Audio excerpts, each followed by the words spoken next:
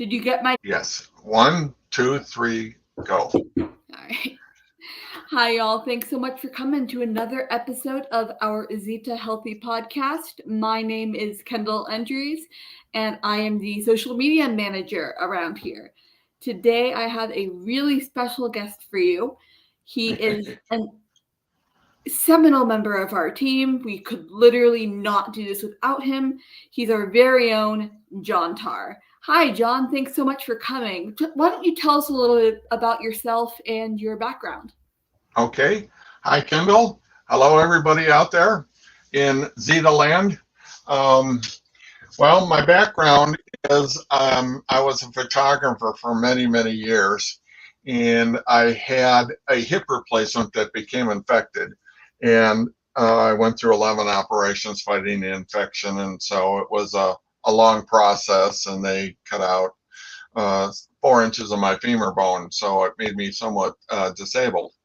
I actually went back to school for graphic arts. I live in the Phoenix area, and I went back to Scottsdale Community College to get a graphic arts degree.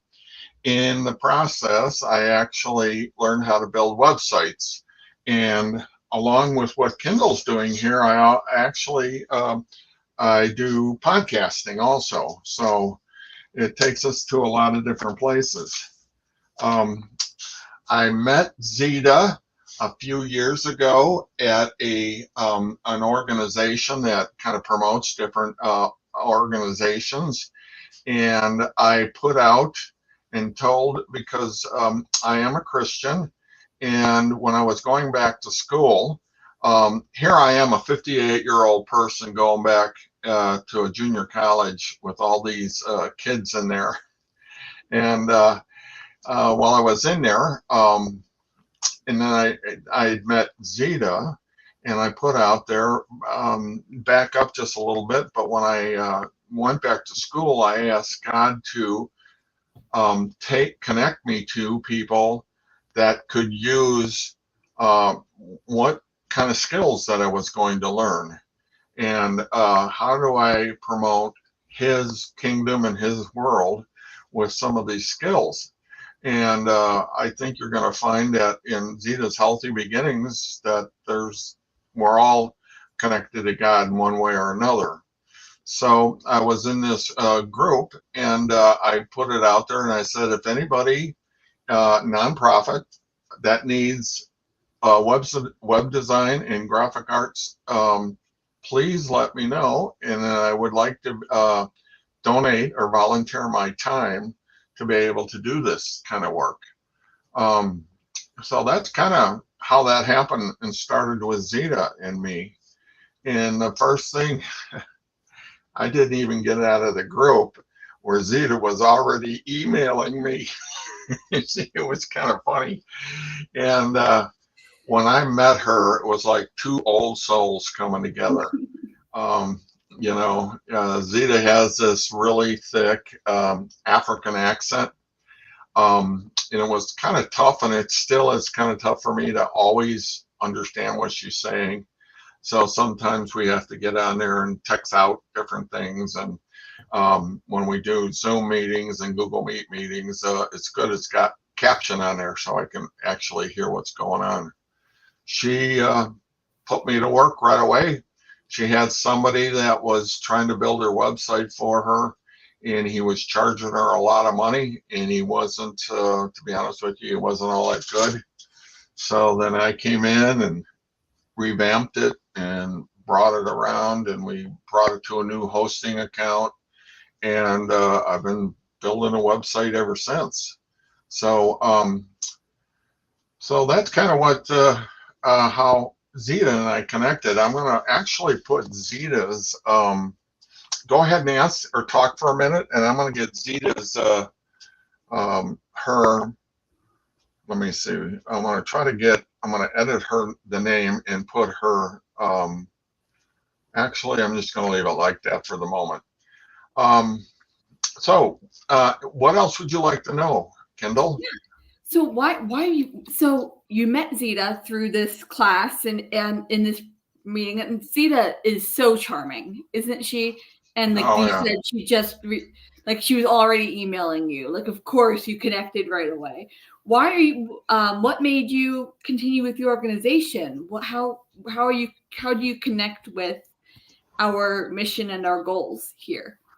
Number one, it's a nonprofit. I actually work for two other nonprofits. One is another school in Africa, and then I also work with another organization that's not is a nonprofit, but they do all kinds of different things, and that's kind of where I learned how to do what we're doing right now through them. But when I actually got on the phone and did a Google Meet with Zita, and I was able to talk and see her and talk to her and stuff like that. And I said, okay, send me the username and password and everything for me to get into the website, and I'll see what I can do. And I got in there and I realized it was going to be somewhat of a journey.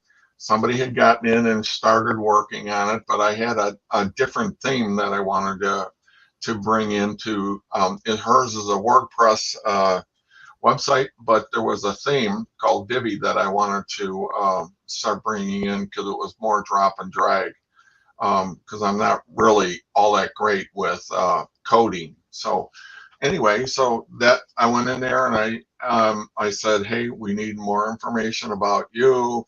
We need to blog more. We need to do this and that. And I want to introduce Kendall back to you because Kendall is our marketing person.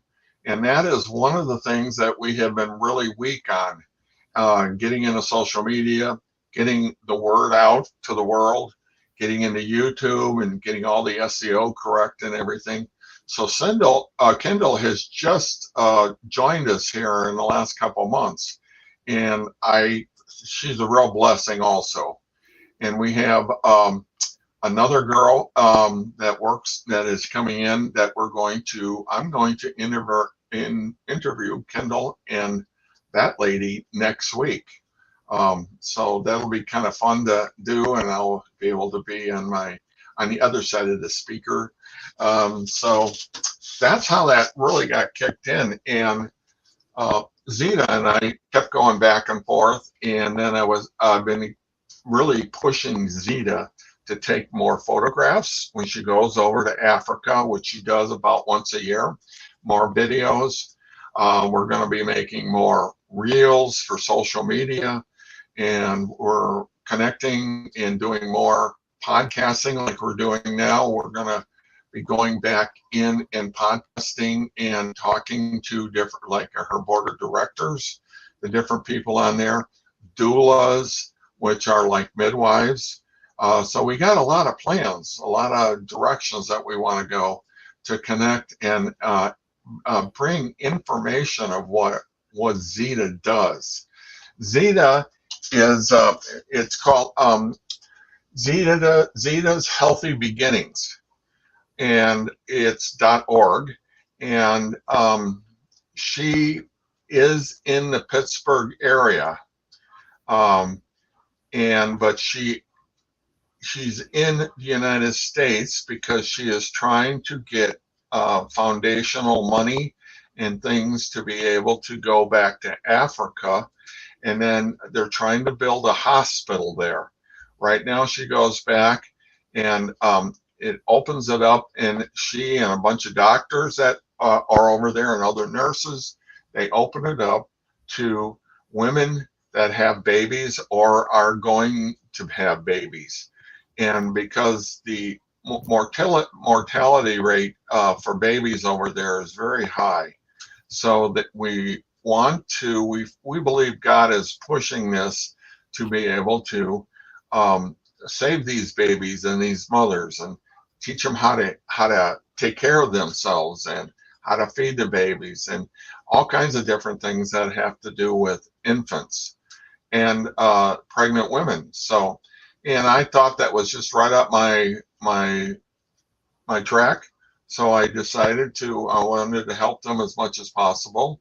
It was like pulling teeth to get Zita to write a blog from time to time. So Kendall is now going to participate in that, which should be a lot of fun.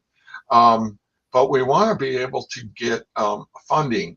And the funding, because the United States is a wealthy nation, we'd like to be able to get funding from the United States. So that's part of what I'm doing. It's part of what Kendall's doing, is how do we figure out and let people know what's happening in Africa with these babies, and what Zita's doing, and how they can participate. They can participate by sending in money, contributing.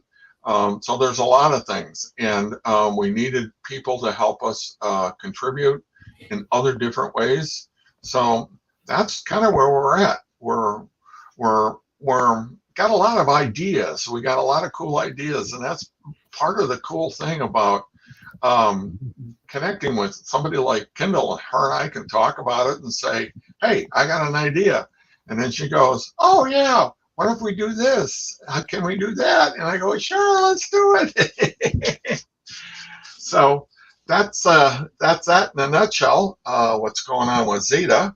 I'm going to get up the email or the website so you can get in there and come and take a look at her website. You can sign up for the newsletter. So every time we post up a blog, it will send out an email to different people all over. So that's where we're headed. All right. You're very right that a huge part of our role as a communications department, you as the communications director, me as the marketing, person. But what you're very right that our goal is to promote the need in both Pittsburgh and Nigeria, that there's this unmet need for mothers and babies. Can you tell us a little bit more about that, though? So we're promoting what's happening in our own backyard. What is happening in our own backyard and in Nigeria? Well, you probably know more than I do. Zita is going around and talking to different organizations. And then in Africa, it's a different ball of wax. Zita goes over there for 2 weeks once a year. And she not only tries to set up, but they're really now talking about pushing forward and trying to get a hospital built. That is going to be a major undertaking. How that looks, how that works. When you're talking about construction in Africa, what does that look like, especially in the town that they're from, or where it's going to be located? So it's going to be a learning curve for all of us, because we're going to have to figure out how this works. And construction is very different over there than it is here. She also has a farmer that comes in and has a farm that they're trying to raise food for the different people in the area. You got to understand, it's very poor over there, and they have not been able to pay money to a lot of people that have been volunteering over there. So that's what's going on. They would like to pay different people a certain stipends and a certain amount of money, but it's been a slow go. So she was really involved in taking off on all of this a couple of years before me, but like I said, when her and I talked and we really put our heads together, we was like, how do we do this? How do I promote the website? How do I, what kind of SEO or search engine optimization for not only the United States, but the rest of Europe and Africa? How does that work? So that's been a learning curve for me, trying to work. The other nonprofit that I work for is a school in Nairobi, and the lady that's running it has about 60 students, and it's interesting because she does not have a computer, so all of her name's Lydia, and all of her communication with me has been through the cell phone. So every time she takes photographs or videos, she sends them to me via her cell phone. So I built a website off of somebody's cell phone versus a computer, which was a new thing to go. So I've been really learning how to get that all. And the reason why I brought up this other nonprofit is it's very similar to Zita in a lot of ways. It's in Africa. It's in a poor area, and they're desperately in need of foundational money and money coming in. So that's what's going on with that one too. So, but right now we're really concentrating on this thing here with Zita. And Zita's got a lot of great ideas too. She is Zita, and I did a podcast with her 2 weeks ago. So you can go back into our YouTube and listen to me and Zita talking together. And it was really wonderful. And I got to, Zita is an RN, a nurse. She has a doctorate. She is almost like a doctor. And she's also a Catholic nun. So go figure, you know, all these different things. And I grew up as a Catholic, but I'm not a Catholic now. I'm a born again Christian. And I just had, there was a lot of things that happened to me as a kid, and I was able to talk to her and communicate with her about the Catholic Church and some of the things that had happened and stuff like that. And she's just wonderful. So I really recommend that you go back and listen to her podcast that she did with me, and then come back and listen to the podcast that we do with some of the other people that are part of Zita's Healthy. Yeah, her mission, her mission is pretty great. She's pretty great. You know, she's not almost like she's not almost a doctor. She is a doctor. She's got, you know, a doctorate in nursing practice. She is Dr. Zita, and that's so Yeah. cool. I get it mixed up because she's a doctor in that way, but she's really a nurse. You know, so yeah, go ahead. But yeah, she's got a lot of great stuff she's working on. Now, talked about this project you're working on in Nairobi, which that's in Kenya, and we're talking about the Zita's Healthy Beginnings, and we have our work that we're doing in Nigeria, but we're also working a lot stateside here in based in Pittsburgh. You, though, you are not based in Pittsburgh. So what is that like, working remotely from where are you based, and what is it like working across the difference? Actually, it's pretty easy and simple. I work outside of Phoenix, Arizona, in a town called Mesa, and I do a lot of my work from home anyway. Okay, I have a big Mac computer, 2 extra monitors, so I can push papers around and do all kinds of things. So that's what I do. So it wasn't really that hard to make a change.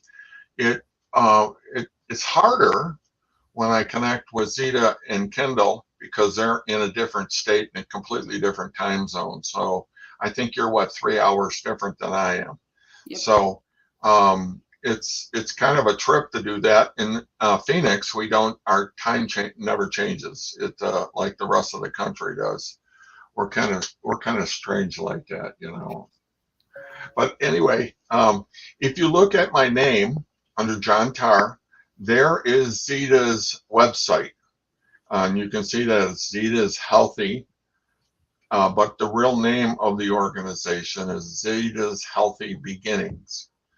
But we have a .org, and so that's how people come through and connect to us. We bring in new photographs all the time. We're bringing up new stories all the time.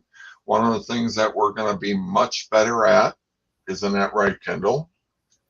Is we're going to be doing a lot more blogging, and we're going to be doing these podcasts like this. this is Kendall's first time being an interviewer, and I think she's doing terrific. Um, I gotta look over my shoulder to make sure she doesn't overtake me here, but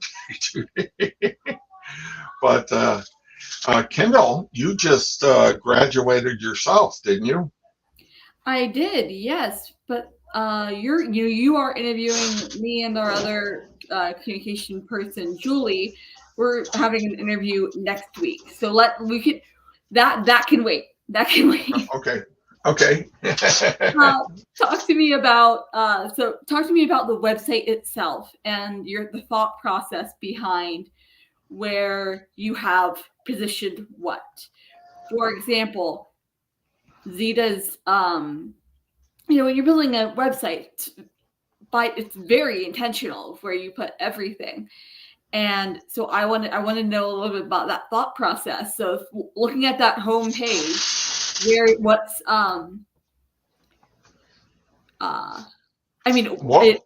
wonderful. How did you come up with that? What was the rationale for that?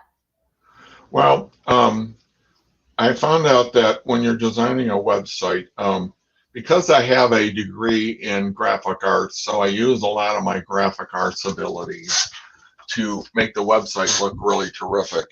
And photography also is a big deal. So when I realized websites today need to be clean, efficient, and easy to navigate. That's the real key to all of it. And so we use a template to build the different pages, and it just can be very creative, where I can just drop and drag a lot of photos and text. Photo images need to be shrunk down, and there's a way of because you don't want to use a JPEG or a PNG directly into a website, and they have a new format now where it shrinks it down almost 80%, so the website really opens fast. We have found out that websites have to open quickly. Not only will they get a bad score on Google, but people just don't have any patience anymore. And if it doesn't open up pretty quickly, and that I learned from doing a business website. So I just wanted to bring the same techniques and same ideas over to the WordPress. And how does that happen? How does that work? And then I bring in, there are certain things called that when you're working on a website, you want to have more functionality, and you can actually put more codes in there, but you want to have plugins. Pick out plugins. Plugins is just a way of getting more functionality onto your website itself. Got to be careful, because there's a lot of WordPress is a wide open forum, and you can get a lot of bad players in there. So you got to be very careful of the plugins that you use, because they can have all kinds of bad unintended consequences. So I have gone through and picked out my favorite 30 plugins. There are actually millions of plugins. Some work not so well, and some are downright dangerous. So I have really gone through and connected. You want to keep security very tight on this. We have a strong security for the website going through SiteGround. That's where we host the website, and all my websites that I do. It's a little bit more pricey, but it's very fast, very quick, and it's very secure. And they do free backup for us, because they back up everything every night for us. And then I do a lot of research on plugins that can be used. And then I do use a little bit of code, but there's a code place that I go to if I'm trying to do something that's off kilter from what Divi can do. So I go in and say, hey, I need a code for this. And so there's a place to do that within there. So it's pretty interesting. to do the whole thing. And of course, images are my bread and butter, my whole background. My family and I used to run a photography studio, and I kind of taught photography to my 3 sons and my daughter-in-law and my wife. And we shot weddings. We would go to a wedding and photograph. One would do portraits and the other one would do photojournalism. That means the unposed photographs. And so 2 photographers shooting a wedding like that really captures everything. And the photojournalism, that's really where my heart is shooting photojournalism, not really setting up people a whole lot.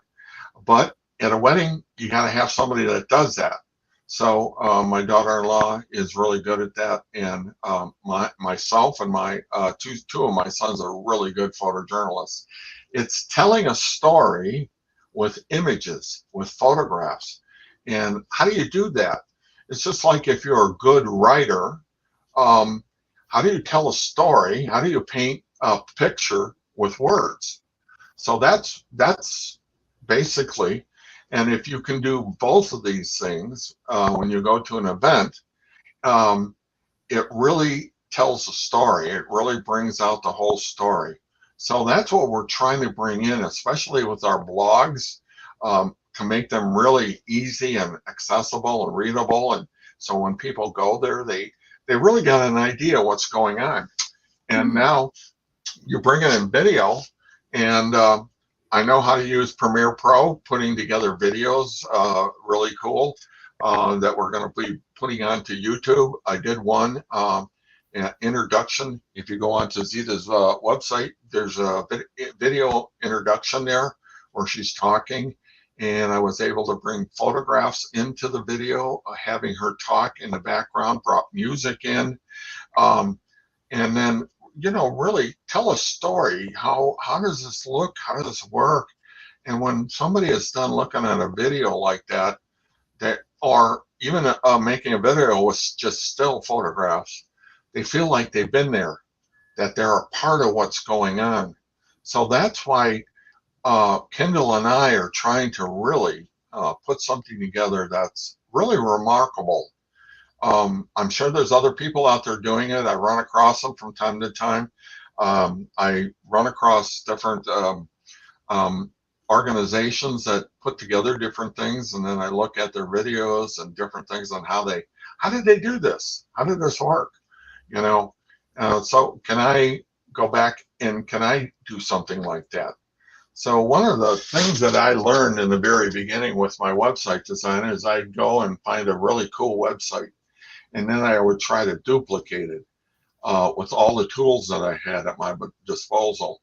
And once I was able to build a website that somebody else had did, then I realized I learned a lot from that. And how can I do that in the future?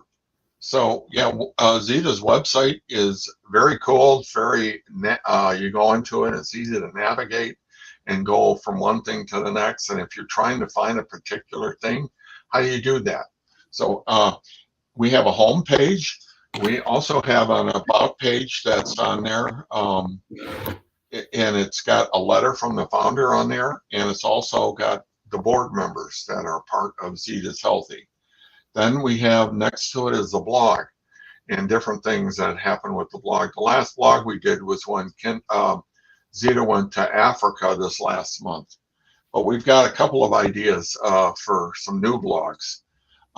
We got a photo gallery there, which is really cool. You get to see all the different things that are going on, not only in Africa, but also in the United States and all the different people that Zita meets.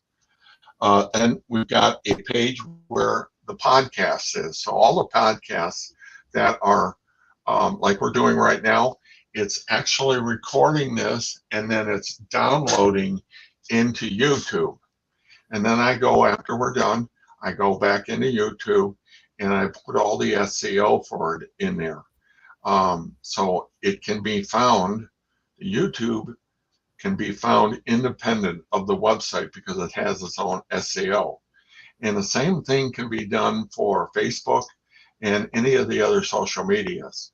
And the other thing that Kendall and I were talking about was making reels. I know Facebook's got reels. You can do a short video that lasts 5 seconds or anywhere out to 30 seconds. So we're going to be making some of those. So we're going to get real creative, aren't we, Kendall? Yeah. That should be a lot of fun.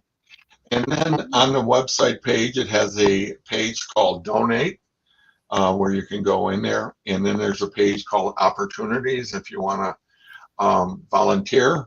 And then there's a contact page. Zita doesn't really have she has a telephone that's hooked up here, but we ask people to use her email address and talk about if they want to contact her, because sometimes Zita can be overpowered with all the stuff that's going on. So, okay, so that's pretty much what's going on with the website itself and where everything's at. So I would suggest you go there to the front page and look at it. We have a menu bar across the top, and also we have one at the bottom.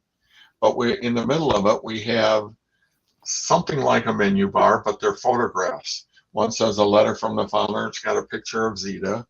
And then our mission, which is a big deal. Then we have another one called a gallery, and it's just got one photograph, but it hyperlinks over to the page that it belongs to. And then opportunities and board members.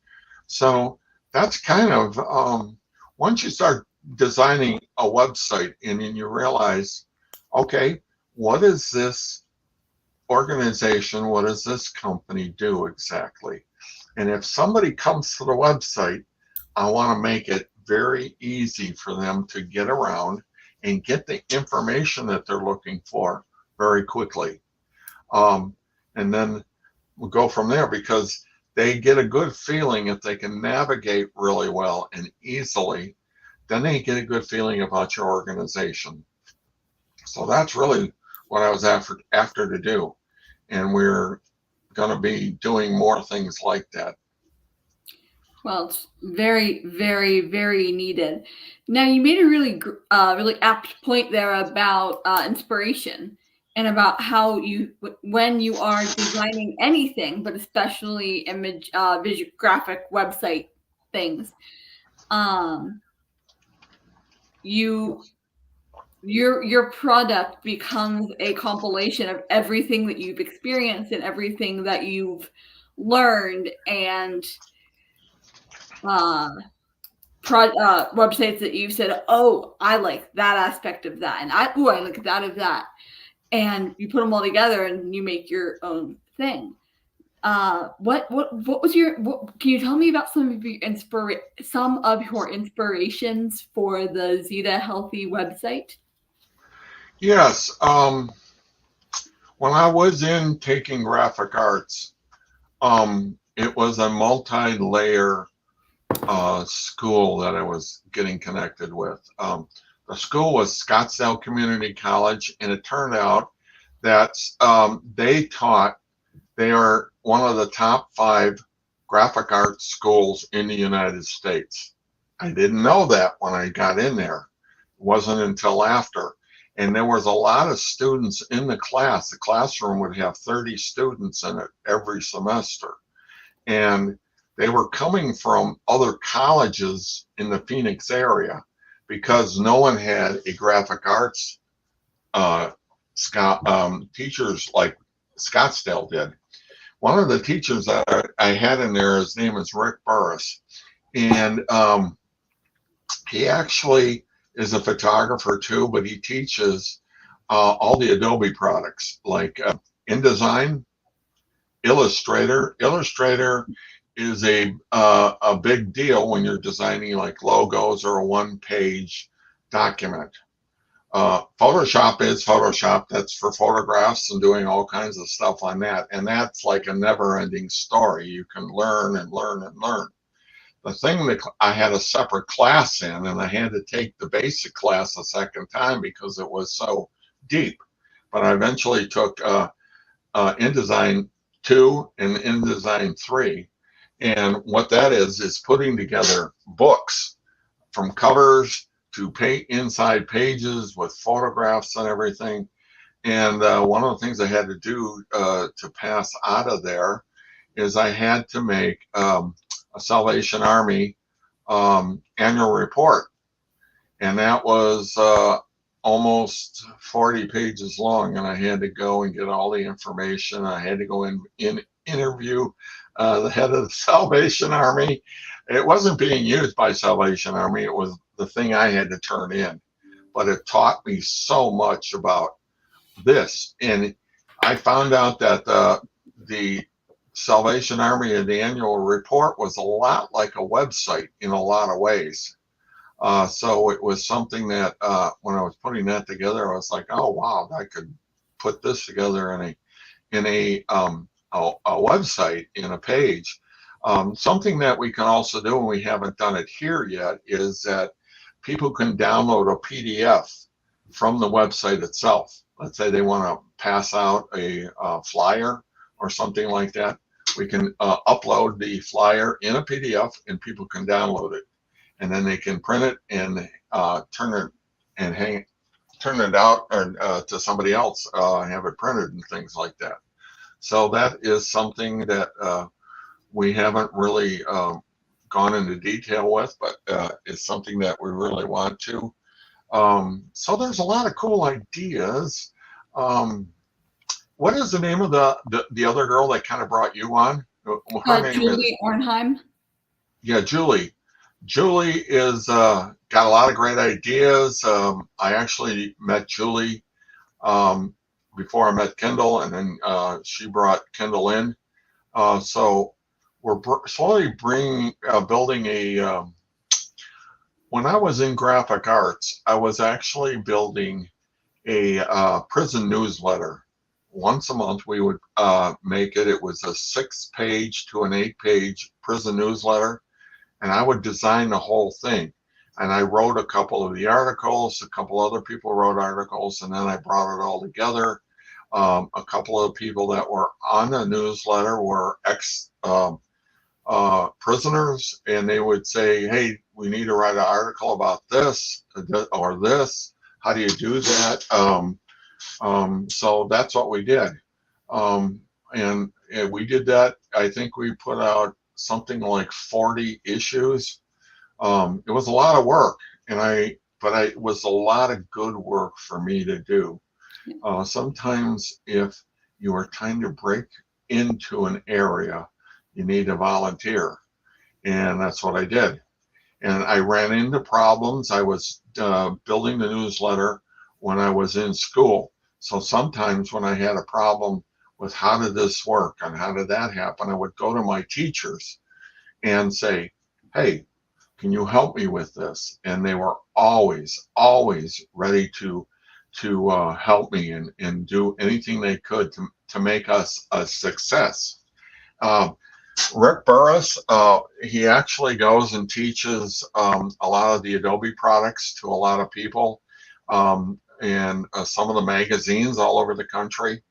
And Rick, I actually went to his InDesign class, all the classes, and when he had class, there would be a computer up in the front of the room, and where he would teach, and it would be on a screen behind him. And then in a big U shape, all the students had computers of their own. They all had Macs, and I would always get a seat right in the front, either on the left front or the right front, usually the right front. And I made a lot of really good friends with a couple of students, and I actually built a couple books with them. But Rick would teach something in InDesign, and then he would go, does anybody have a question? Except for John. Because every time he said that, my hand would shoot up. And a lot of people in the class, I don't know what it is, a lot of people I think are just embarrassed to ask a question of a teacher. But I would tell everybody, hey, I'm 70 years old.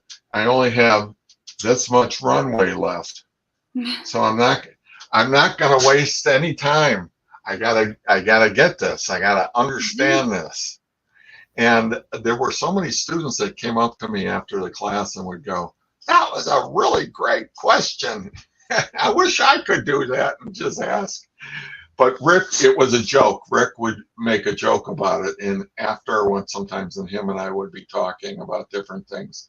And he would say, "John, I'm really glad you're in this class because sometimes nobody asks a question. And I know that there's a lot of people that it doesn't quite make sense because InDesign is a kind of a technical platform.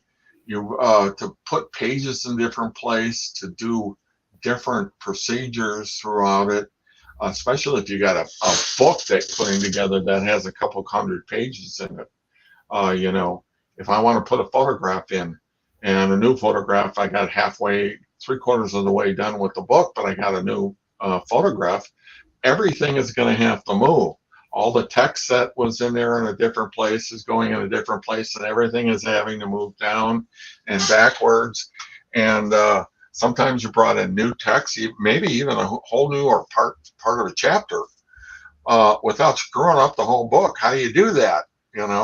InDesign has a way of doing that, but it's somewhat technical to do it. Once you got it, though, you got it. It's like, that is so much fun. Illustrator's a lot of fun, especially when I'm building a logo for somebody. And I actually, when I got out of school, I picked up, there were these books. They're not real big, but give me a second here and I'll go get it and I'll be right back. Go ahead and talk. Well, thank you for coming and tell us about all this. I gotta say, it's very, very admirable. The amount of effort that you've put into this and the dedication it takes as a student to have those questions and always be prepared, et cetera, and all of that. Really, I'm gonna show you a couple books here, and I actually purchased them, and they haven't changed much, and they're in a rubber cover. And the first one is called Layout Index. See that? Yep. And through the whole book, it's just got different ways of laying out things, and it's to give you an idea. The second book I got is called Design Basic Index. And it's got all kinds of things that you can pick out when you're designing all kinds of different things, as well as a website. So these two books are indispensable. And anybody that's a graphic artist has these copies of these, because you will, it's just like a writer. Sometimes a great writer just will not know what to write about. They get fogged, they get frozen, the ideas. But if you're a creative person, I think even artists have to go through that too. What do I draw about? What do I make a painting about? In the same way, if I want to really make something that stands out, what are some of the ideas that I can use that will make it stand out, that will be different than what I've done before, what somebody else has done, what has been a logo? What's a really cool logo that I can use? Logos are a very strange thing. They had, in our graphic arts class, they had a semester on just logos. And what are good logos, what are bad logos. And because you have to pack a lot of information into a little space. And when you design a logo for the first time, you only make it in black and white. You do not use color with it. You make sure that all the elements are working together and that they are separated really nicely. And when you shrink down your logo, can you still tell what it is the story that it's trying to tell? And then after that, you send them the black and white logo to the customer. And then if they accept it, then you begin to add color to it. Okay, so but that's later because colors can really take away. Let's say you're using a lot of blue and green, even some gray.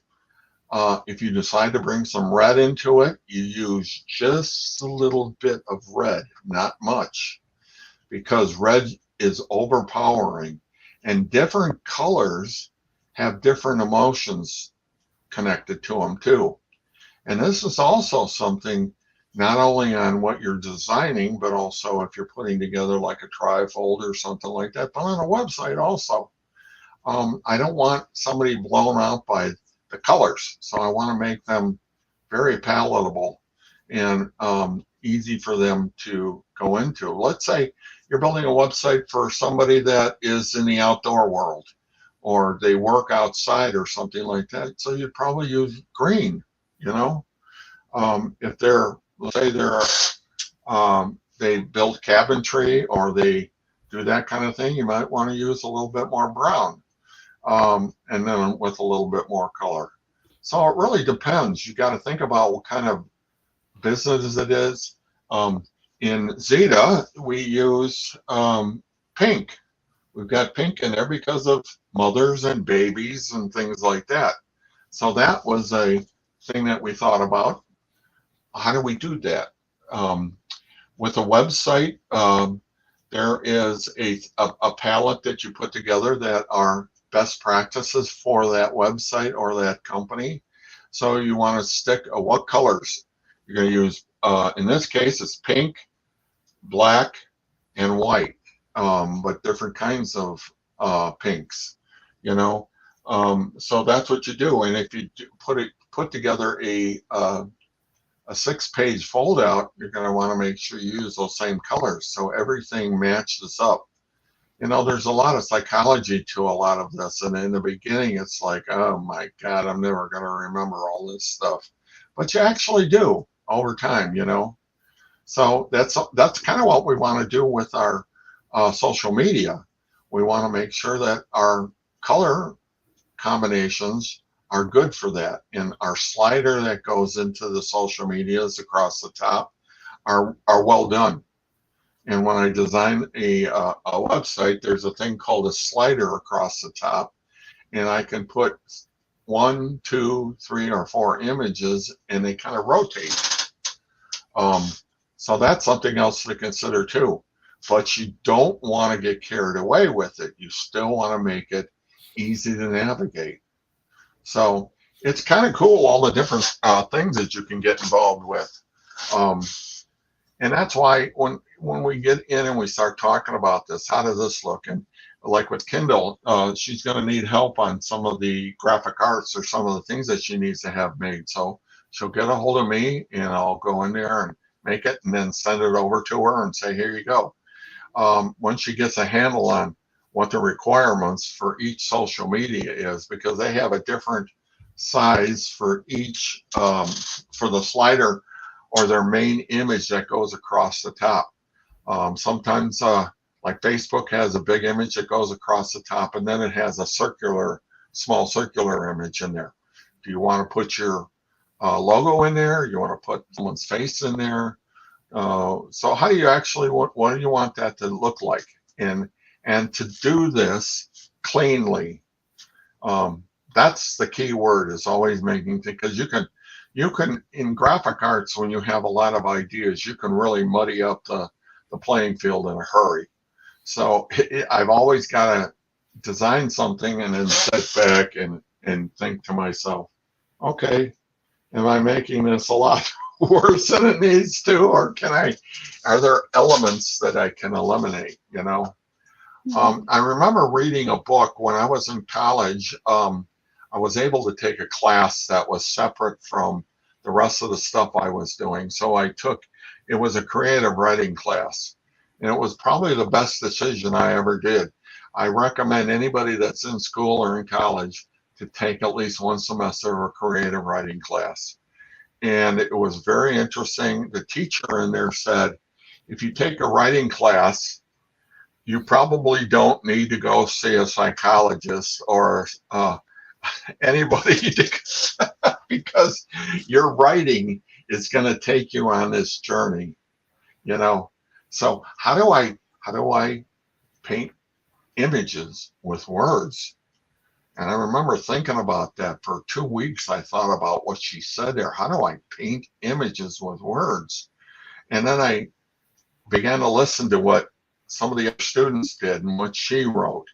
And I was like, oh, yeah, you can. Stephen King wrote, he's that science fiction guy, but he wrote a book on how to write. And it was probably one of the best books I've ever read. Have you seen it or read it? Yes, I'm very familiar. Very familiar. Yeah, get that book. And it talks about how he grew up as a kid and all the stuff that happened, but then how he learned how to write and how he actually got a command of the English language to be able to do that. There, I go across words now, and I go, I've never even heard of that word. So then I'll go look it up, and then I'll use that word for a whole week straight and everything. And my wife will go, all right, that's enough of that word. That's enough of that. So, but it's a good thing. So if you can pick up that How to Write by Stephen King, it was really different than anything else he wrote. It was teaching people how to paint with words. No, it's On Writing by Stephen King, not How to Write. So if you're gonna get, for anyone listening, if you want to get the book, it's On Writing by Stephen King. It is brilliant, because it's not a step-by-step tutorial. His whole point, the whole point of the book, is that there is no step-by-step tutorial, and it's about his journey and the world building, and it's really quite well done. So yeah, Stephen King, On Writing. It's a good book. So you've read it then? Oh, several times. Oh, good. Several times. So that is one of the things that there's another book when I was in graphic arts, because we had to learn about where graphic arts came from.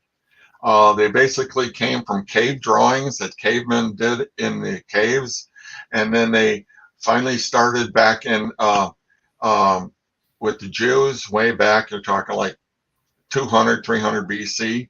How did they do that? They would write things in clay and let the clay dry. But you'd need a truck to drive around the page, once that dried. But it was just very interesting. And there's a book out there that's How the Irish Saved Civilization.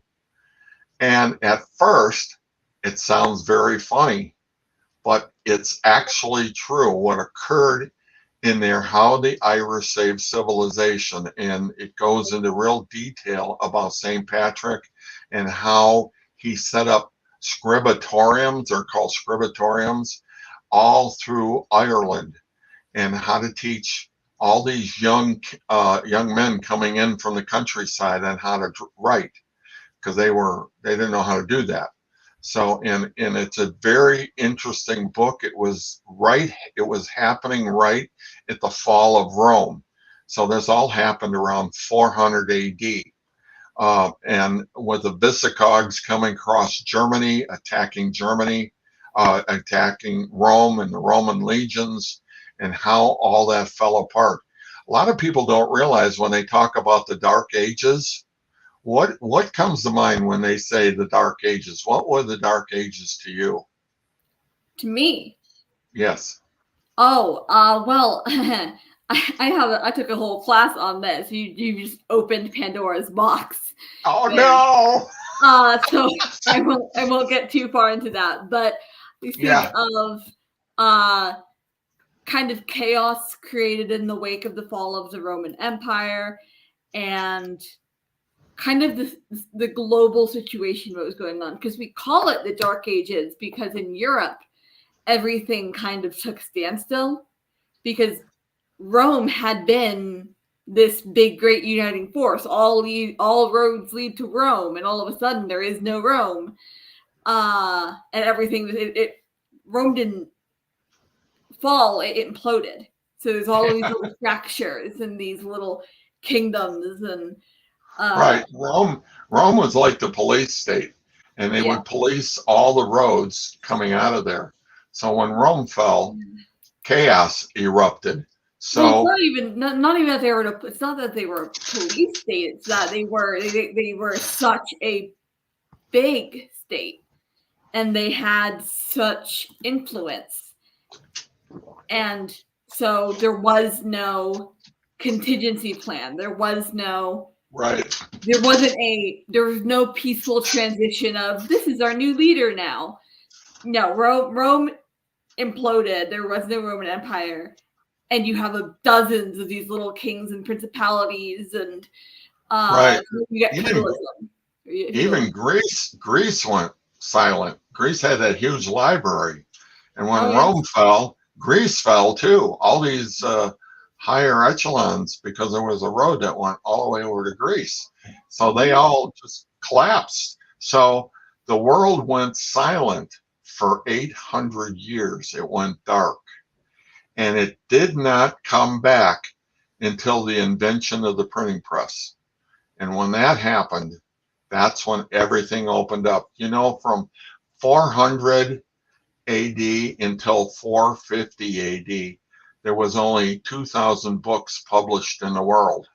From 1450 to 1500, over 2 million books were printed. That is just incredible. That's another whole story. It really is. Yeah. History is a big deal, and I really love it that the fact that you're into that too, that you understand all of that, you know.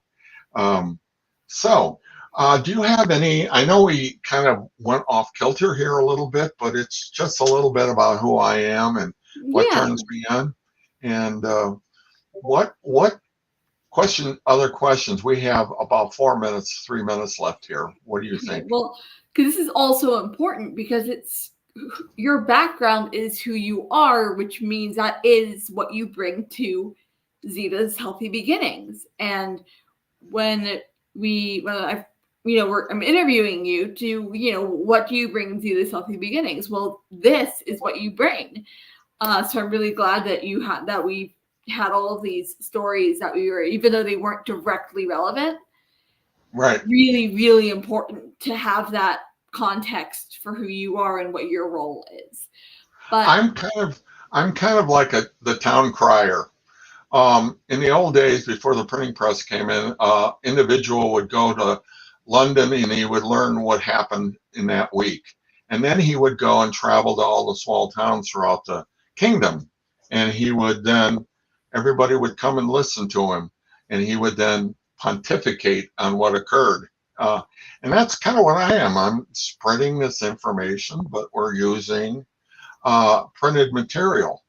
Either digital or real printed stuff. So that's kind of what we're doing. We're that town crier. Um, there was a movie that was made here recent with Tom Hanks that had to do with the town crier in the Old West. But that's a very interesting movie and how all that occurred and how that happened, mm-hmm. But you think about it, how did information get from one place to the next?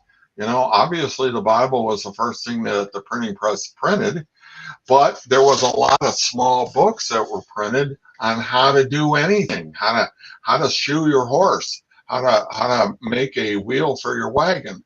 These were all printed off the printing press in the beginning. So, okay, we're coming down to it. Kendall, you were wonderful today. Thank you for doing this. I recommend everybody to come back next week and listen to it with Kendall. And I keep forgetting her first name. Julie. And she'd probably punch me in the nose if she got close enough to me. Anyways, we're a great combination, and we ask you to come in if you feel like volunteering yourself into anything.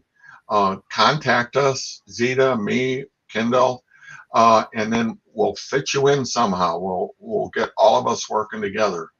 So, Kendall, thank you very much for doing that, doing this today. And we'll see you next week, everybody. What he said. Thanks for talking here, John. Thanks for sharing everything